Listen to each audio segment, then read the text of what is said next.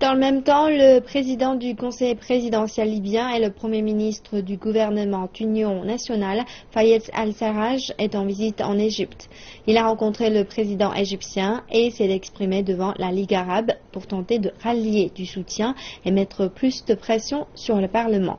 Depuis sa nomination, le Parlement reconnu internationalement a refusé d'avaliser le cabinet d'al-Sarraj.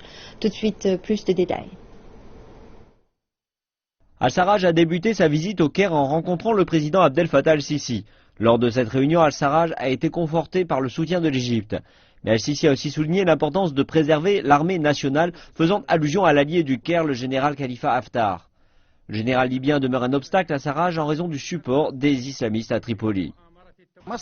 Les intérêts de l'Égypte sont principalement liés à la sécurité de ses frontières avec la Libye, donc le pays bénéficie d'une Libye stable. Mais l'existence du général Khalifa Haftar au sein du gouvernement de Fayez al-Sarraj est un facteur principal pour garantir sa sécurité frontalière. Al-Sarraj comprend l'importance d'une armée libyenne nationale. Le problème demeure avec d'autres factions du pays soutenues par d'autres pays arabes. Et c'est pourquoi Al-Sarraj voulait s'adresser à la totalité de la nation arabe par le biais de la Ligue des États arabes. Il a demandé clairement à tous les pays de mettre un terme à leur ingérence dans les politiques libyennes et de soutenir une entité, à savoir son cabinet. Terminons-en avec nos manœuvres politiques et plaçons tous les efforts en faveur de la Libye. Ne nous perdons pas avec des gains personnels ou le renforcement d'une faction par rapport à une autre.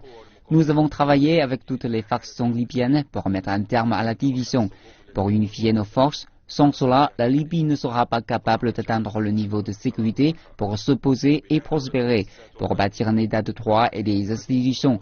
Nous ne sommes pas capables de combattre l'ennemi qui se trouve devant nous, qui est le terrorisme. Les États arabes se sont engagés à poursuivre leurs efforts visant à convaincre la communauté internationale de lever l'embargo sur les armes que les Nations Unies ont imposé à la Libye. Il s'agit de la façon la plus efficace, selon la Ligue, de lutter contre le groupe État islamique. Après 2 années de négociations, les Nations Unies ont finalement obtenu l'approbation des factions libyennes à l'égard du gouvernement d'union nationale de Sarraj. Mais il y a une certaine opposition empêchant le cabinet de prêter serment et de débuter son travail. En s'engageant à faire que son gouvernement ait plus de capacité à combattre le terrorisme, Fayez al-Sarraj s'est présenté devant la Ligue arabe en exhortant ses alliés du gouvernement basé à Tobrouk à le soutenir. Et il s'agit là du seul obstacle politique restant afin que son gouvernement puisse aller de l'avant.